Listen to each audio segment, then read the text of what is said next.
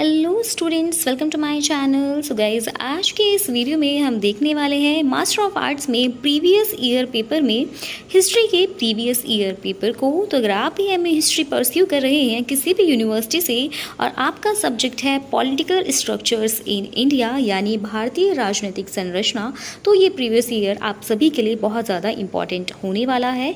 इसमें जो भी क्वेश्चंस रहेंगे आप सभी के लिए उतने ही इंपॉर्टेंट रहेंगे, क्योंकि प्रीवियस ईयर से क्वेश्चंस रिपीट होने का पूरा स्कोप रहता है। तो आप अपने एग्जाम के लिए इन सभी क्वेश्चंस को ज़रूर प्रिपेयर करके जाइएगा। और यहाँ पर मैं आपकी मार्किंग स्कीम को डिस्कस नहीं करने वाली हूँ, क्योंकि ये पैटर्न यूपीआरटीओ में चेंज हो चुका है एनईपी 2020 की वजह से। तो उसके अकॉर्डिंग ये आपकी मार्किंग स्कीम चेंज हुई है, सिलेबस में कोई चेंज नहीं आया है। इसलिए सारे ही टॉपिक्स जो इस क्वेश्चन पेपर में आपसे पूछे जाएंगे वो उतने ही इंपॉर्टेंट आपके लिए रहेंगे।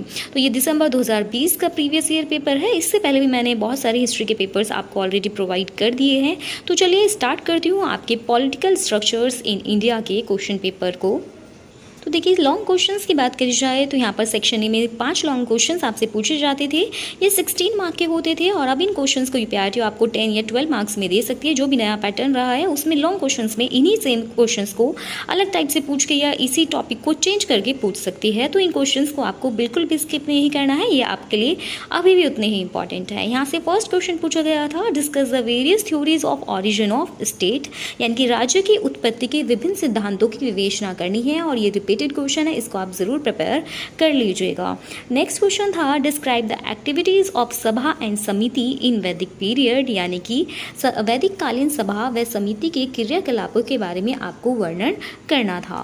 मूव ऑन करते हैं नेक्स्ट क्वेश्चन पर। तो यहाँ पर थर्ड क्वेश्चन आपसे पूछा गया था, describe the political condition of 6th century BC, यानी कि 6ठी शताब्दी ईसा पूर्व की राजनीतिक दशा का वर्णन करिए। नेक्स्ट क्वेश्चन देखते हैं।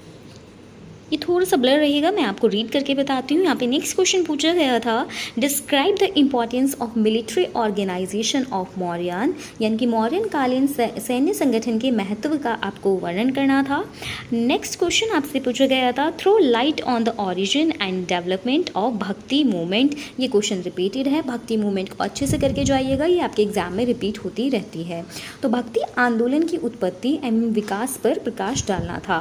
इस तरह से आपका सेक्शन ए जो कि लॉन्ग क्वेश्चन के लिए रहता था वो कंप्लीट होता है। अब आपका सेक्शन बी स्टार्ट होगा, जिसमें आपके 10 मार्क के क्वेश्चन पूछे जाते थे। अब ये आपसे 8 मार्क्स में या शॉर्ट में भी पूछे जा सकते हैं। तो यहाँ से आपसे क्वेश्चन पूछा गया था, throw light on the causes of Santhal revolt, यानी कि संथाल विद्रोह के कारणों पर आपको प्रकाश डालना था।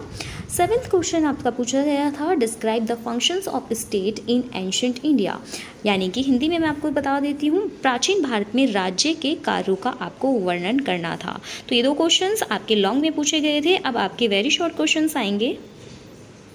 सो गाइज, अब आपका सेक्शन सी है, ये लास्ट सेक्शन होता है जिसमें आपसे शॉर्ट क्वेश्चंस पूछे जाते थे। अब ये 6 मार्क के रहते थे, ये आपके इस बार 4 मार्क्स के अंदर पूछे जा सकते हैं। तो इनको भी आप ज़रूर प्रिपेयर कर लीजिएगा।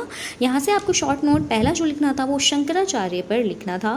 नेक्स्ट शॉर्ट नोट था, विलेज एडमिनिस्ट्रेशन इन मौर्यन, यानी कि मौर्यन कालीन ग्राम प्रशासन पर आपको शॉर्ट नोट लिखना था। और लास्ट क्वेश्चन आपका था शॉर्ट नोट का समुद्रगुप्त पर। इस तरह से आपका ये पेपर हिस्ट्री का कंप्लीट हो जाता है। आई होप आपके लिए वीडियो हेल्पफुल रहेगी। आपके एग्जाम्स में आपको ये क्वेश्चन ज़रूर इसमें से देखने के लिए मिलेंगे। और मिलती हूँ ऐसी इंपॉर्टेंट वीडियो के साथ। आपको अगर चैनल हेल्पफुल रहा है तो वीडियो को लाइक ज़रूर करिएगा, सब्सक्राइब करिएगा। मिलती हूँ आपसे नई अपडेट के साथ। Bye bye.